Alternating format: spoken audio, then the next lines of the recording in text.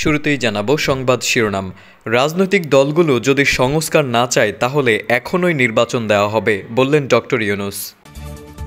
জানাবো ৭১-এ কোনো ভুল প্রমাণিত হলে জাতির কাছে ক্ষমা চাইবে জামায়াত। জানাবো শেখ হাসিনা পালানোর পর সবার মনে পরিবর্তন ঘটেছে, বললেন বিএনপি নেতা।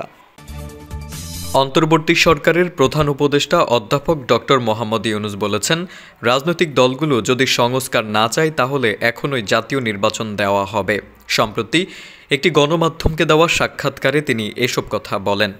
সংস্কার ও নির্বাচনের সময়সীমা নিয়ে ডক্টর মোহাম্মদ ইউনূস বলেন, সংস্কার যত দ্রুত হবে নির্বাচনও তত দ্রুত হবে। আর যদি রাজনৈতিক দলগুলো বলে যে তারা সংস্কার চায় না, তাহলে এখনই নির্বাচন দিয়ে দেব।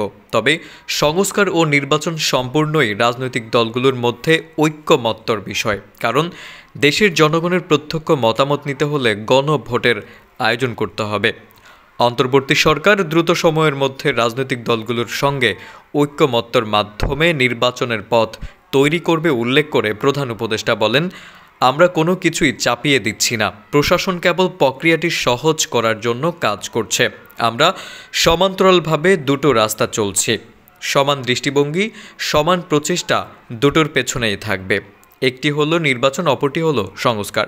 দ্রুতই নির্বাচন কমিশন ঘোষণা হয়ে যাবে জানিয়ে ডক্টর ইউনূস বলেন, কমিশন তার মতো চলবে, সেটা তো আমার নিয়ন্ত্রণে নেই। সেখানে যা যা দরকার সেটা হবে। তবে সংস্কার কমিশন প্রতিবেদন জমা না দেওয়া পর্যন্ত নির্বাচন কমিশন কাজ শুরু করতে পারবে না। প্রতিবেদন হলেই সেটা কমিশন ব্যবহার করতে পারবে না, সমঝোতা হতে হবে। তবে রাজনৈতিক ঐক্যমত্য ছাড়া নির্বাচন সম্ভব নয় বলে বারবার মন্তব্য করেন প্রধান উপদেষ্টা। তিনি জানান, ডিসেম্বরের শেষ নাগাদ সংস্কার কমিশনের প্রতিবেদন পাওয়া যাবে, কিন্তু প্রতিবেদন অনুযায়ী ব্যবস্থা নিতে হলে রাজনৈতিক ঐক্যমত্যর প্রয়োজন। রাজনৈতিক দলগুলোর সঙ্গে বৈঠক হবে, সমঝোতার চেষ্টা চলতে থাকবে। কোনটা তারা চান, কোনটা তারা চান না, সংস্কারের সময়সীমা নির্ভর করবে রাজনৈতিক দলগুলো কত দ্রুত ঐক্যমত্য পৌঁছাতে পারবে।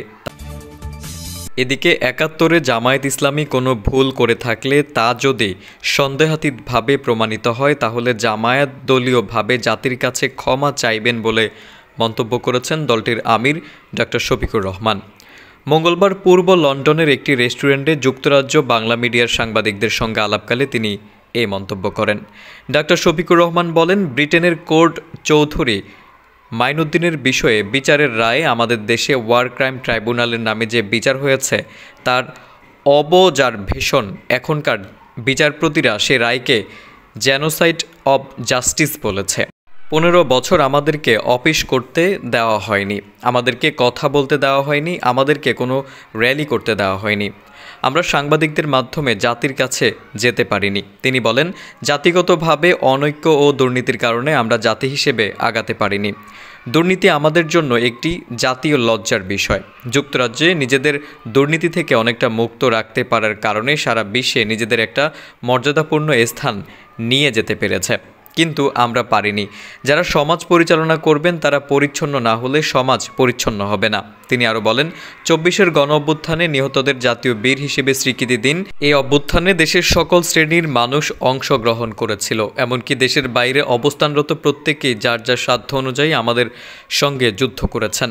প্রবাসীরা রেমিটেন্সের মাধ্যমে জন্মভূমি বাংলাদেশকে বিপুল সহায়তা করে যাচ্ছেন উল্লেখ করে জামায়াত আমির বলেন, মনিটারি রেমিটেন্সের পাশাপাশি বাংলাদেশকে ইন্টেলিজেন্স রেমিটেন্স পাঠানোর জন্য আমি প্রবাসীদের কাছে আবেদন রাখছি। ইন্টেলিজেন্স রেমিটেন্স বাংলাদেশ বুদ্ধিভিত্তিক বিকাশে বিরাটভাবে সহায়ক হবে। এভাবেই স্বপ্নের বাংলাদেশ গড়তে প্রবাসীরা অপরিসীম অবদান রাখতে সক্ষম হবেন। বিগত সরকারের লাগামহীন দুর্নীতির কথা উল্লেখ করে ডক্টর শফিকুর রহমান বলেন, যে পরিমাণ উন্নয়ন করা সম্ভব হতো সেটা আসলে হয়নি। বাংলাদেশ একটি উন্নয়ন প্রকল্পে যে ব্যয় দেখানো হয়েছে, আমাদের অঞ্চলের অন্যান্য দেশে সে ধরনের উন্নয়ন প্রকল্প তার ৩ ভাগের ১ ভাগই ব্যয়ে সম্পন্ন হয়েছে। আমাদের দেশে সময় মতো কোনো প্রকল্পের কাজ শেষ করা হয়নি। একের পর এক সময় বাড়ানো হয়েছে, আর সেই সঙ্গে বাড়িয়ে দেখানো হয়েছে প্রকল্পের ব্যয়। এভাবেই দেশটাকে লুটে পুটে নিঃস্ব করা হয়েছে। এদিকে বিএনপির স্থায়ী কমিটির সদস্য আমির খসরু মাহমুদ চৌধুরী বলেছেন, শেখ হাসিনা পলায়নের পর বাংলাদেশের সবার মনে একটি পরিবর্তন ঘটেছে। সেই পরিবর্তন আমি লক্ষ্য করছি। কারণ খেলা, সমাজ, রাজনীতি ও সংস্কৃতির একটি মিলন ঘটেছে লালমনিরহাটে।